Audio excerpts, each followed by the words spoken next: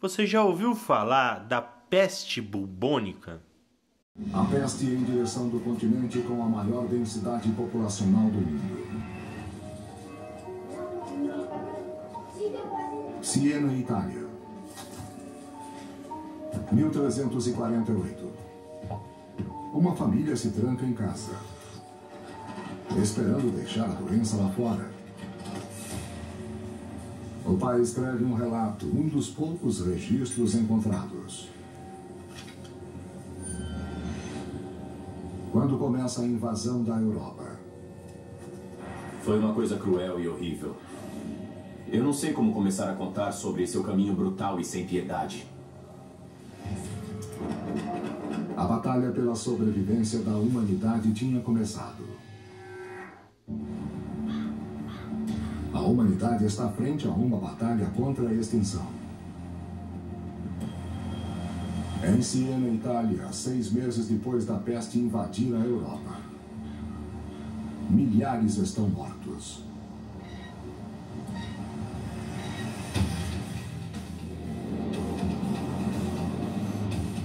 Agnolo de Tura. Um homem de negócios local, o cronista da cidade. Confina sua família dentro de casa.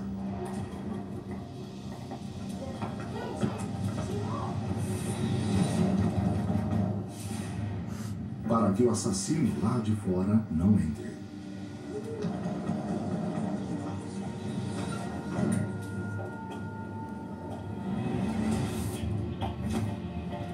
Agnolo usa fogo e fumaça para afastar a peste. Ninguém suspeita que ela é levada por ratos.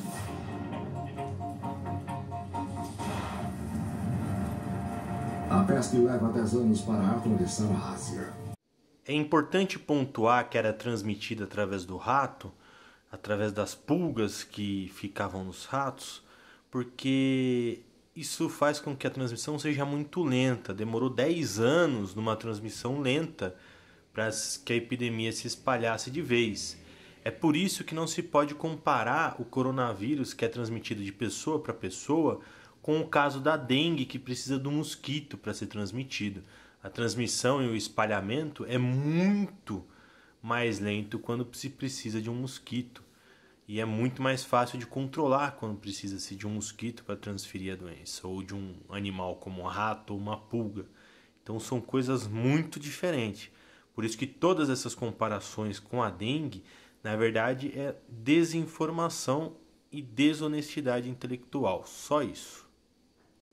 De cidade em cidade. Mas a Europa é o lugar perfeito para sua proliferação. Centenas de cidades, 80 milhões de pessoas vivendo próximas. Essas cidades tinham todas as condições de sustentar a peste, a sujeira e a imundície. Os roedores eram considerados como parte normal da vida nesse momento e ninguém achava que esses roedores e suas pulgas pudessem ser um problema em potencial. Daí você tinha um grande número de pessoas, todas juntas nessas pequenas moradias, e era o tipo de situação que você ia querer se estivesse tentando causar uma epidemia de peste. Os homens dominaram as vacas, mas as minúsculas bactérias, pequenininhas, elas dominaram os homens.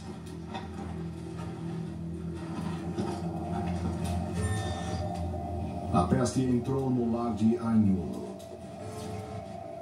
Infectou sua esposa, Nicoluccia. Se você nunca viu a peste bubônica, é muito grotesco. Forma-se uma grande pústula roxa. Cria um trauma psicológico, um estrago, um medo incrível. Agnolo tenta qualquer coisa, tudo o que podia. Vomite regularmente aos primeiros sinais de doença. Beba um copo de sua urina 2 vezes por dia. Agora, eu gostaria de falar sobre o valor que o pânico pode ter na sociedade. Aplique um unguento no bulbo feito de mel, ovo e óleo de escorpião para retirar o veneno. Aplique morcegos. Finalmente, o doutor em peste. Seu capuz cheio de ervas para proteção. Seu tratamento: drenar a doença para fora da vítima.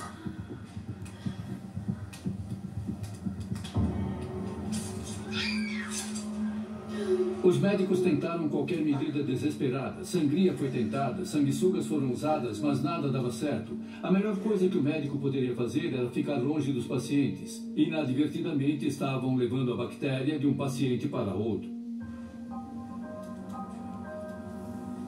Nesse meio tempo, a bactéria da peste sofria mutação, encontrando novos meios de se reproduzir e se alastrar. Elas não precisavam mais serem carregadas pelas pulgas.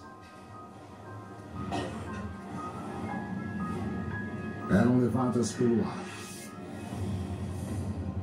Agora temos alguns pontos a levantar. O primeiro ponto é: ele trancou a família dele em casa e não deu certo. Por que não deu certo? Porque quarentena não funciona? Não, não é por isso. É porque quando a pandemia é transmitida por um bicho como um rato ou um mosquito, não adianta a quarentena. É necessário medidas ativas de combate ao mosquito, de combate ao animal que faz a transmissão do vírus. Não adianta a quarentena. Também é importante dizer que só anos e anos depois da peste bubônica é que a humanidade vai comprovar que quarentena e isolamento social funciona para vírus ou doenças transmitidas de humanos para humanos. Entendeu? Outro ponto importante de ressaltar é o pânico. O que se espera de um líder racional? Que ele una a nação em torno dos dados científicos, dos dados conhecidos, dos dados técnicos e tranquilize o povo. Os médicos, eles vão tentando de tudo, todos os remédios, todas as coisas. Tem mais de 600 remédios sendo utilizados. Por isso que é um absurdo um líder político dizer um remédio antes que haja comprovação científica de que ele funciona e ele ser esgotado nas farmácias e as pessoas que precisavam para utilização de uso contínuo ficarem sem seu remédio. Isso é um discurso de pânico, e o pânico é o pior aliado para quem quer conter uma pandemia. Isso fica muito claro no conhecimento que a gente tem pela história. E a peste bubônica começa a mudar quando passa a transmitir de humano para humano, mostrando que essa diferença é muito importante. Por isso que não dá para comparar dengue, zika com o coronavírus, porque o coronavírus é transmitido de humanos para humanos, é um vírus respiratório, fácil de transmitir, entendeu? A peste levada pelo ar é diferente porque agora ela pode ser transmitida de um ser humano para outro. Calcula-se que a peste bubônica deve ter matado cerca de 100 milhões de pessoas. Imagine o que eram 100 milhões de pessoas.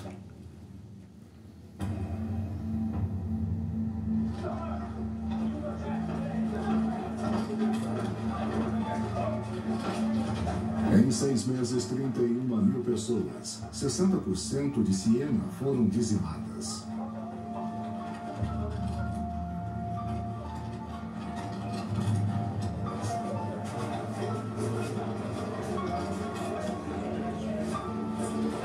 Esses números, comparando o coronavírus com outras epidemias, o breve período que ele está conosco, desde dezembro, que a gente tomou conhecimento dele até agora, são pouquíssimos meses, e olha quantas pessoas ele já matou, mais de 300 mil.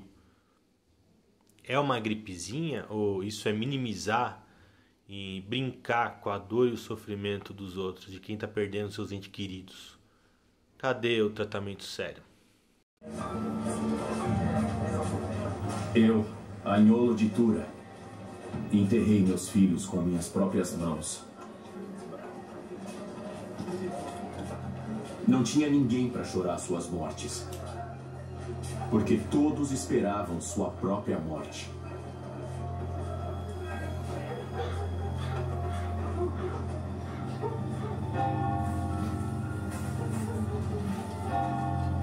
Tantos morreram que se acreditava que seria o fim do mundo.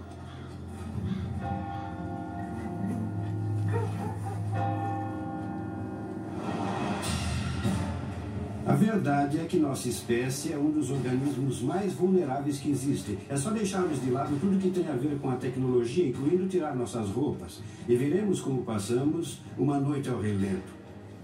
Mesmo aqui na cidade do México, por exemplo. Ao fim dessa noite vamos nos sentir muito mal, e ao final de uma semana, muitas pessoas provavelmente ficarão doentes e vão morrer. Agora o desastre testará a fé da humanidade. Avignon, França. Lar do Papa Clemente VI. Um dos homens mais poderosos do mundo. Controlou grandes exércitos e uma enorme riqueza. Quando a peste chega a Avignon, as pessoas esperam que o Papa venha em sua salvação, que peça, que fale com Deus para deter a peste. Mas Clemente VI não pode deter a praga. Ela devasta Avignon, matando 1.300 pessoas em um único dia. O Papa Clemente VI compra um campo e enterra 11.000 pessoas. Mas não é suficiente. Ele tenta uma solução radical. Ele consagra o rio Ródano como um cemitério flutuante.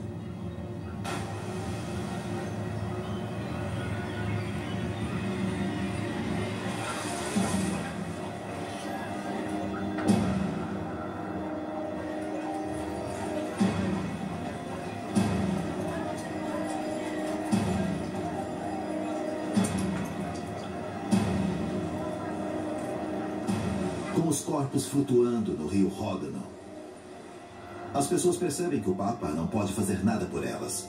Ou Deus não está ouvindo, ou pior. O medo e a perda se transformam em raiva. O povo quer culpar alguém. Em toda a Europa, a caçada começou. Querem um bode expiatório. Bom, aqui a gente tem que dizer o seguinte: as explicações religiosas e as paixões religiosas sempre vão se aflorar nesses momentos, mas elas não nos trazem a resposta. A resposta está na ciência. E o povo, parte da população, vai querer buscar um culpado e vai querer culpar, por exemplo, através das suas paixões e ódios, a xenofobia. Vai querer culpar a China. Só que não. A gente convive com o vírus desde que a gente passou a conviver com animais. Se você assistiu o documentário Pandemia da Netflix, você vai ver que corriqueiramente se mata milhares e milhares de frangos nos Estados Unidos, por exemplo, porque eles estão com a gripe aviária. Nós vamos parar de comer frango, então, por causa disso? Há quem diga que o futuro é vegano e vegetariano, que não há mais racionalidade na criação dessa forma e produção de carne, mas até aí isso é um futuro distante, certo? Então a grande questão é, vamos buscar bode expiatório. A gente tem que culpar quem não segue a recomendação científica, porque a resposta hoje é a ciência. Nós estamos em 2020. Não é mais 1300, como na época da peste bubônica. Tá certo? 1349. A peste devasta a Europa. A humanidade está fraca e irracional. Está buscando alguém a quem culpar.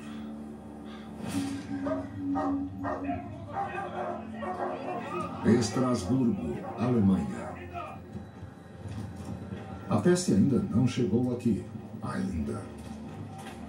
Mas os boatos se alastram mais rápido do que a própria doença. Uma conspiração diabólica. Dizem que os judeus estão envenenando a água potável. Era a Idade Média antes da Revolução Científica e do método científico. Era um mundo cheio de superstições, raiva, confusão e, infelizmente, tudo isso levava ao preconceito.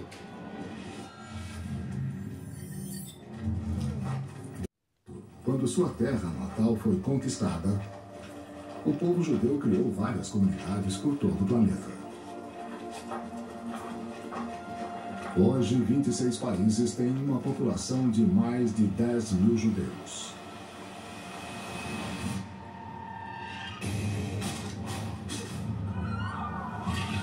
Quando o medo atinge a humanidade, as minorias tornam-se alvo.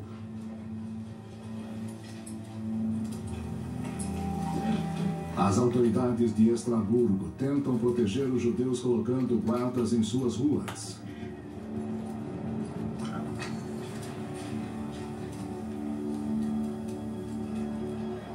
Mas o isolamento leva ao desprezo.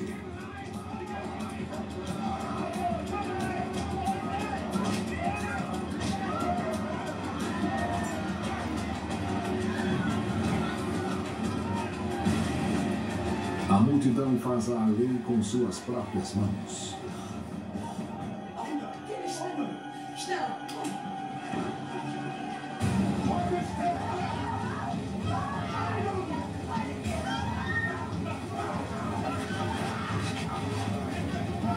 (14 de fevereiro, o dia do massacre de São Valentim.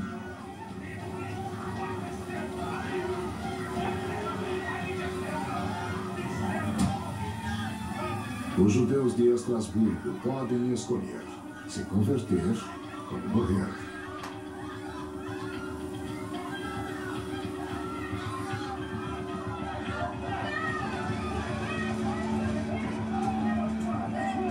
Mil judeus são enterrados vivos.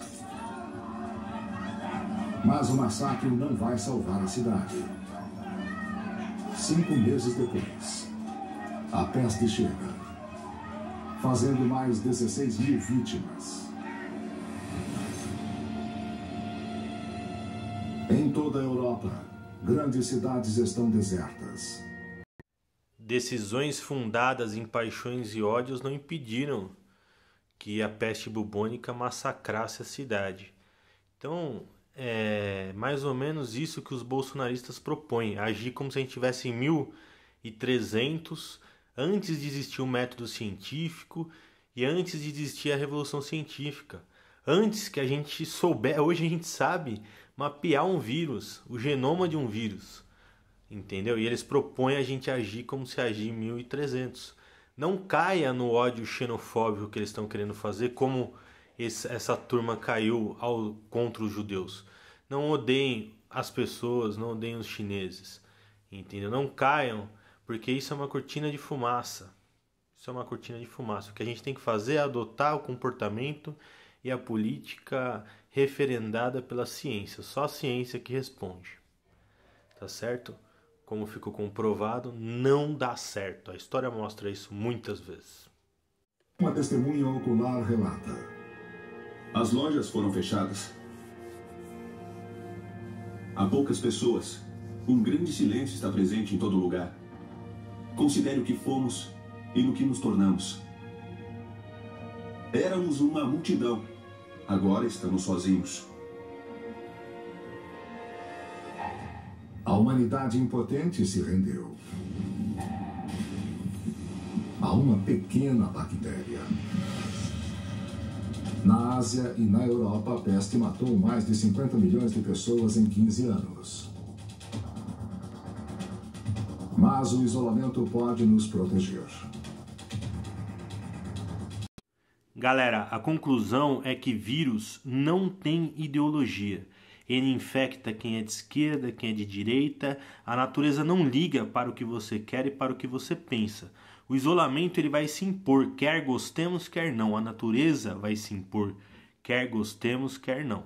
A gente pode fazer o isolamento como estratégia para esticar a curva, gerar ondas de doentes para que o nosso sistema de saúde possa absorver o número de doentes e aguardar que a ciência dê a resposta ou de um tratamento eficaz ou de uma vacina, ou a gente pode fazer o isolamento depois, que aí a natureza vai se impor, os corpos vão se acumular, não vão haver consumidores, não vão haver empregados e funcionários, e aí sim faremos o isolamento porque a natureza nos forçará. A história comprova que é isso que acontece. Aqui em São Paulo mesmo, na gripe espanhola, mais um exemplo histórico, Associação de Comércio pedindo para tudo ficar aberto, tudo foi se levando com a barriga até que não teve mais, entramos em colapso, os corpos se acumularam nas calçadas e dentro das casas e tudo teve que parar e aí tivemos que fazer a quarentena. Já se sabe há muito tempo que a quarentena e isolamento funciona para doenças transmitidas entre humanos, de humanos para humanos. Já se sabe, isso é comprovado cientificamente. O resto é negacionismo, o resto é paixão ideológica.